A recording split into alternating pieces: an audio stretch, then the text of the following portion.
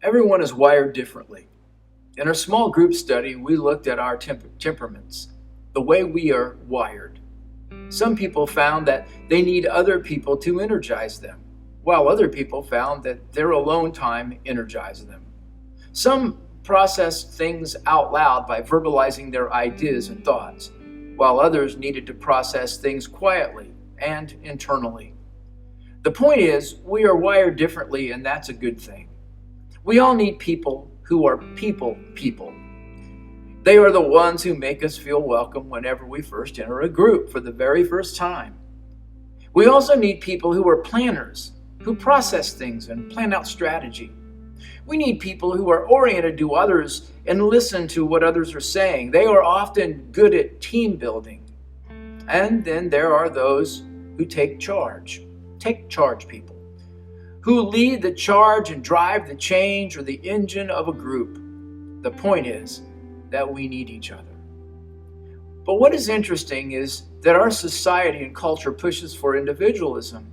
Even the church has emphasized the individual's decision for Jesus, the individual's walk with Jesus, and the individual's experience with Jesus. And such an emphasis isn't completely wrong. But have you ever noticed the theme in the New Testament concerning individualism? The gathering of individual people are referred to in a singular identity. For instance, the church is called the bride of Jesus, and Jesus is the bridegroom. It implies that we are all seen as one in the eyes of Jesus. Another example is the term body. All believers in Jesus are referred to as the body of Christ. That is, we are seen united with Him and one with Him. Now, it's true that each person has to make their own confession of wrongdoing and their own profession of faith in Jesus. But something unique happens in the eyes of God and in the reality of people of faith.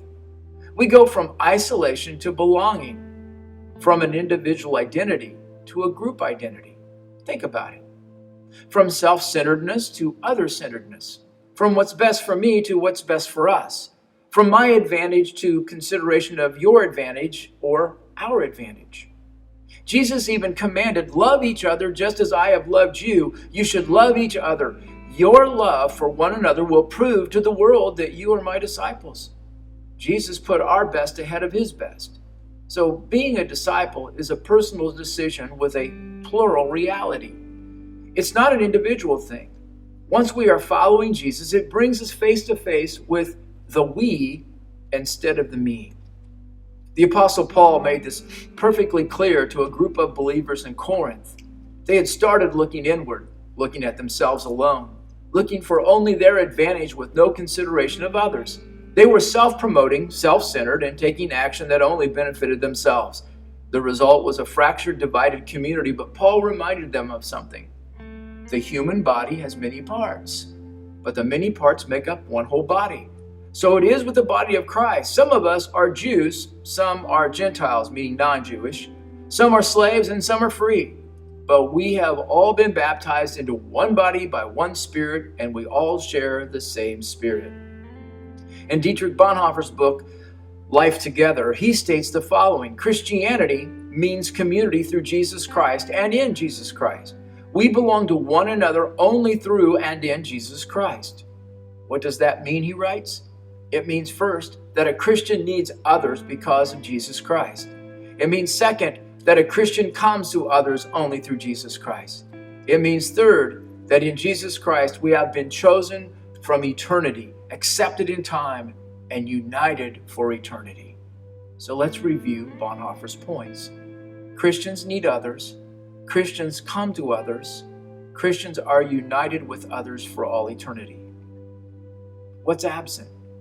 Individualism, self-isolation. In all this social distancing, isolation has loomed larger than normal.